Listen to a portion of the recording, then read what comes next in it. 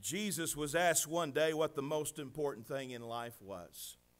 And his response in Mark's Gospel, chapter 12, verse 30, is this: love the Lord your God with all your heart, and with all your soul, and with all your mind, and with all your strength. And the second is this: love your neighbor as yourself.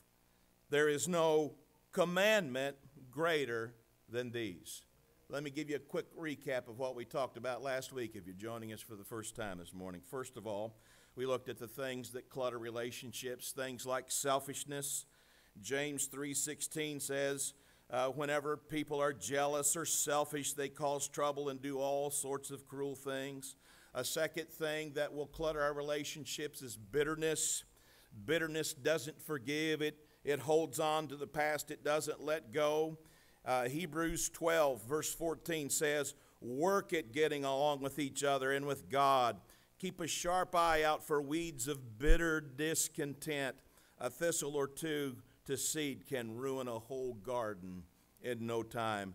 A third thing that clutters our relationships is fear. 1 John 4:18 says, where God's love is, there is no fear, because God's perfect love drives out fear. No one is exempt from the great commandment to love your neighbor. Now let's pick up where we left off last Sunday. To strengthen relationships, we've got to make some choices, and this is important. First of all, are you going to choose isolation or community? Will I choose isolation or community? Some of you have been hurt in a relationship, and as a result, you have just made up your mind, I'm never going to let anybody hurt me again, and so what do? You withdraw and you isolate yourself. I understand relationships can be hurtful.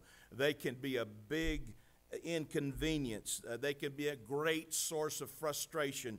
But I want us to see what God says in the very beginning in Genesis chapter 2, verse 18. He says, it isn't good for the man to live alone. I need to make a suitable partner for him. And so God began creating community. He made us for community. Second, important choice. Will I choose to pretend, or will I choose to be authentic? We don't need any fake friends. We want authentic relationships, and for that to happen, we've got to be real. Romans 12:9 says, love from the center of who you are. Don't fake it. The third choice we have to make is this: will I take the shortcut, or will I take the long road? Will I take the easy route, or will I go the hard way? You see, relationships are often a long, hard road. There are no shortcuts. And Ephesians 4:2 explains the long road for us. It says, always. I got problems with that verse already, don't you?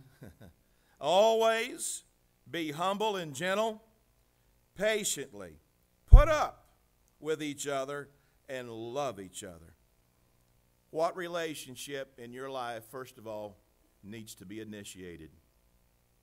The Bible says if you want to have friends, you got to be friendly. You got to take the initiative. Jesus set this supreme example for us when it comes to initiating relationships. Do you excuse me, do you remember what the people labeled Jesus? They called him a friend of sinners.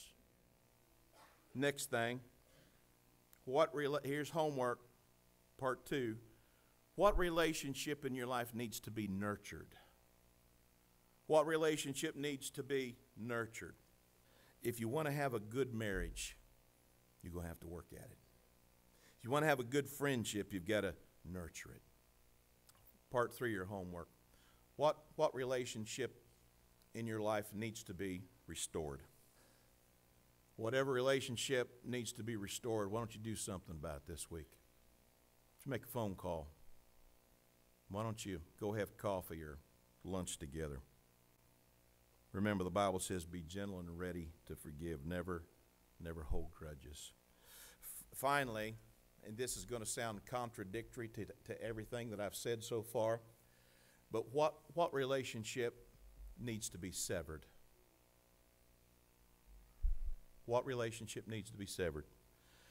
You know what the Bible says about some relationships? It says bad company corrupts good character.